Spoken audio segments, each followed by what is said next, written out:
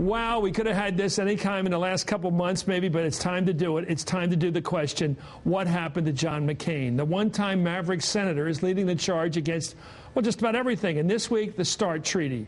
He voted against the DREAM Act after being one of the bill's original sponsors. He went down fighting against the repeal of Don't Ask, Don't Tell after saying 4 years ago he considered altering the military's policy if the Pentagon brass requested the change, which they did. In fact, take a look at what he said on the Hardball college tour back in 2006, and then what he said on the Senate floor this Saturday. 180 reversal. Let's watch. Let's listen. And I understand the opposition to it, and I've had these debates and discussions. But the day that the leadership of the military comes to me and says, Senator, we ought to change the policy, then I think we ought to consider seriously changing it, because those leaders in the military are the ones we give the responsibility to.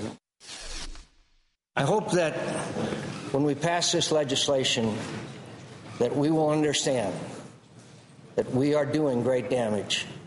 And we could possibly and probably, as the Commandant of the Marine Corps said, and I've been told by literally thousands of members of the military, harm the battle effectiveness, which is so vital to the support, to the survival of our young men and women in the military.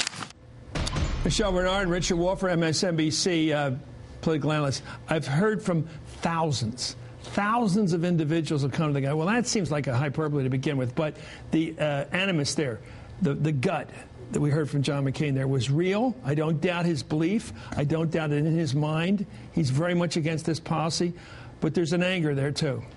Well, there's an anger there, but all of this is very confusing because when you talk about, gays in the military and a lot of the things that McCain has come out against, I keep thinking to myself, is this the same man that we saw speak just 2 years ago before the National Urban League, where he tried to explain his policies on affirmative action, and he apologized and said, I was wrong when I initially, voted against making Martin Luther King's birthday a national holiday. This is a complete 180. He's a completely different human being. I actually question whether or not he means this. I know he's a former military man, but I don't know how you go from one position to another so quickly, just in a 2-year turnaround time, and actually say, I don't know how you define John McCain any longer.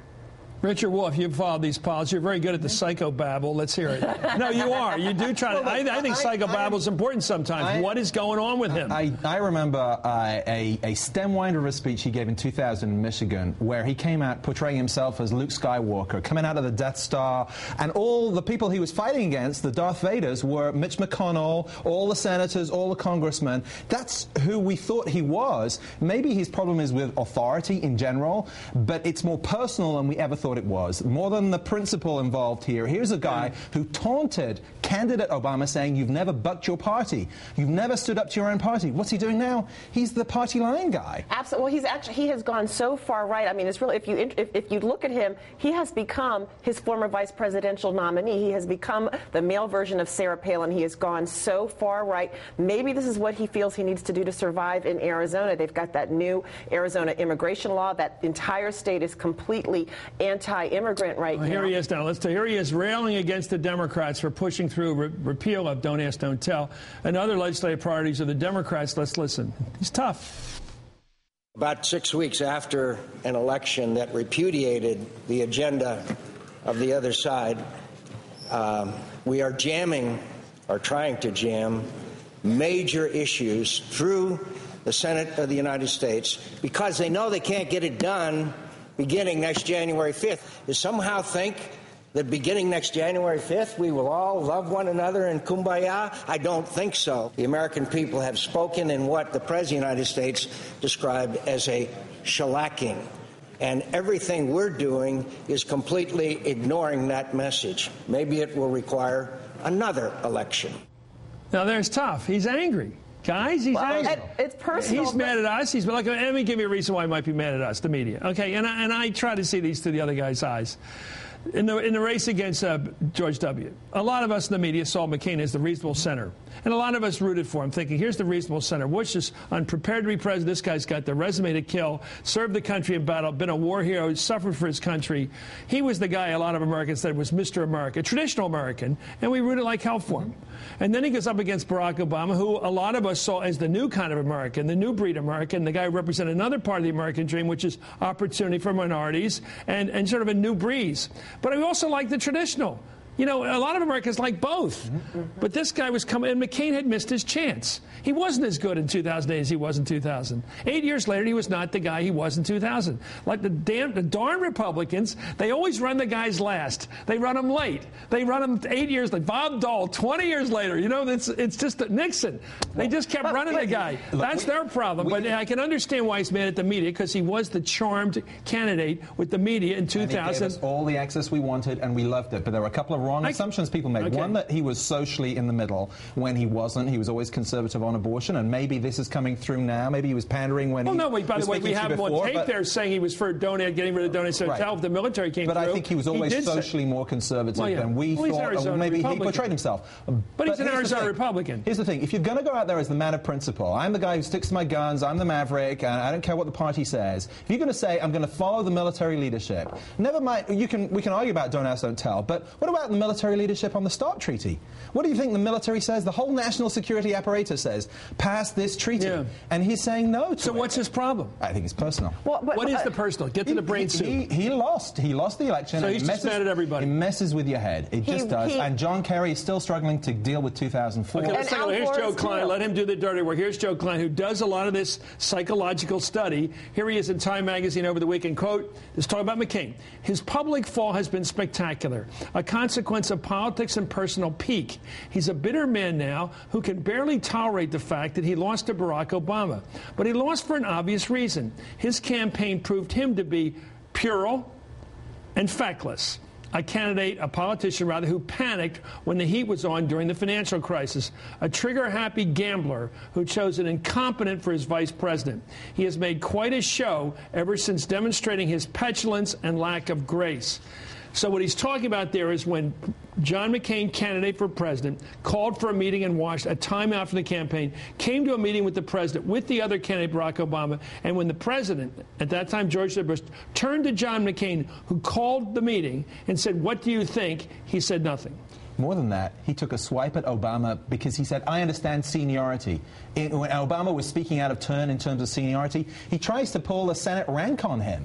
So this is the middle of this financial meltdown. Everyone's looking to him for some kind of leadership, and he starts playing Senate politics with it. Well, and then the whole, wanting to pause the campaign, it did not instill any kind of sense of confidence. To make your point, I'm sorry, it'll come up in a minute, but I've got it here on the sheet. To make your very point, he wants to be in a avuncular relationship with Barack Obama, a big brother. He doesn't want to be an equal with him. Here he is. I have said all along I would be glad to work with the president, glad to sit down and work with the president on a broad variety of issues. But the president has never sought my advice or counsel. Oh, but the president... Wham. I mean, that's John McCain sucking his thumb. The president doesn't have to come to him and seek his advice, and he can offer his advice. But he wants to be the senior emeritus. He does, but then he has to stick by principle. Here's my question, though.